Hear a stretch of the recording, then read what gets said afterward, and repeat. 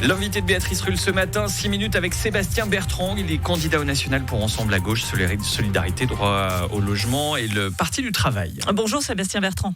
Bonjour Béatrice Rulle. Merci d'être sur Radio Lac ce matin. Cette élection, c'est celle du rebond ou de la disparition pour Ensemble à gauche, Solidarité, droit au logement, Parti du travail?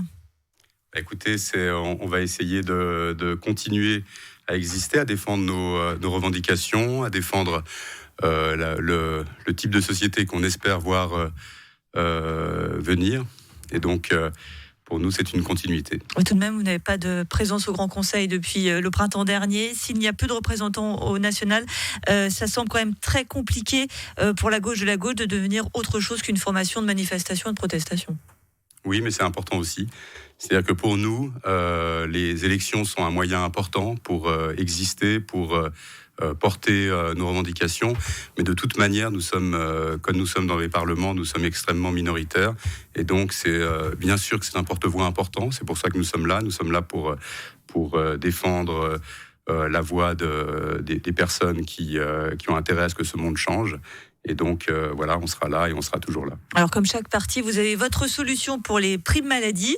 Vous dégainez la caisse maladie unique publique avec des primes en fonction du revenu. Alors, c'est ce qui se fait sauf erreur en France avec la sécurité sociale. Et quand on voit son état, on peut avoir des doutes sur ce fonctionnement quand même. Alors moi, je serais très fier, parce que tout le monde parle de ce modèle en contre-modèle, je serais très fier qu'on l'ait aussi. Et son déficit aussi, vous seriez très fier qu'on l'ait? Tout à fait. Je pense que quand on est un pays comme la Suisse qui se permet pour permettre la fusion entre UBS et Crédit Suisse, de dépenser des centaines de milliards pour quelque chose sans aucune garantie que le personnel puisse être maintenu à son poste, je pense qu'on peut se payer une santé pour tous et pour toutes qui soit décente. Et la situation actuelle, avec les primes qui augmentent, avec le catalogue des prestations qui se réduit, avec ce système d'assurance privée qui est opaque, on ne sait pas où vont les réserves, etc. Les réserves sont 2 fois plus élevées, si je ne me trompe pas, en termes de... Je crois qu'on en est à 13 milliards de réserves, alors que la loi impliquerait que ça reste en dessous des 6 milliards. Ça pose quelques problèmes quand même. Et ça devrait nous poser problème. On va préciser que UBS annonce ce matin l'intégration totale de Crédit Suisse, l'ancienne qui va donc officiellement disparaître.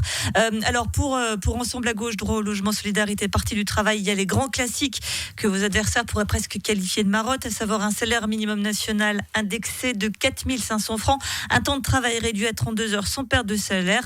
Bref, vous retentez votre chance sur ces sujets?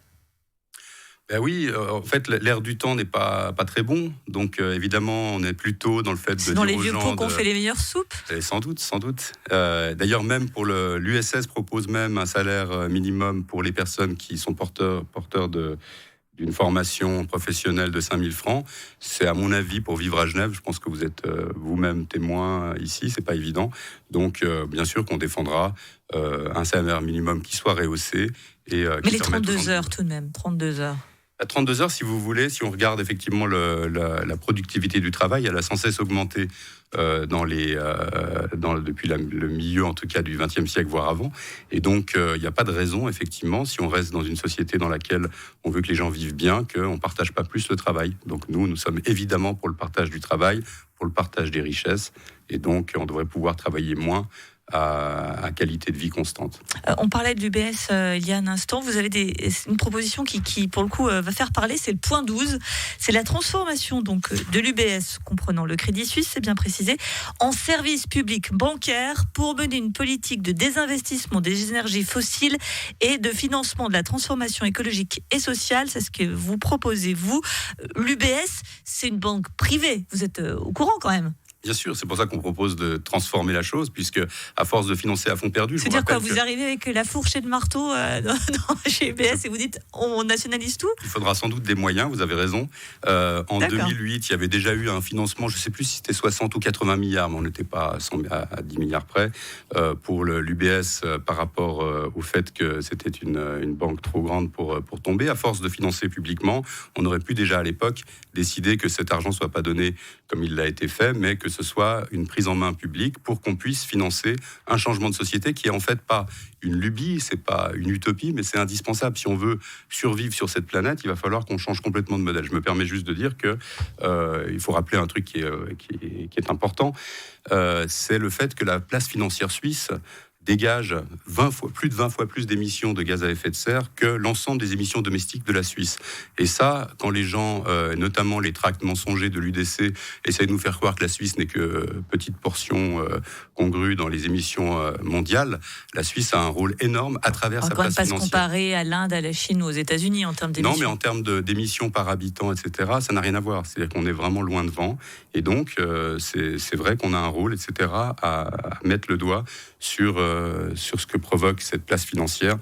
La finance au niveau mondial empêche totalement de pouvoir faire quelque chose pour améliorer ou pour éviter l'accélération de la catastrophe écologique. Donc on va dire chose clairement, vous prenez toujours la fin du capitalisme, on va dire un plein chat.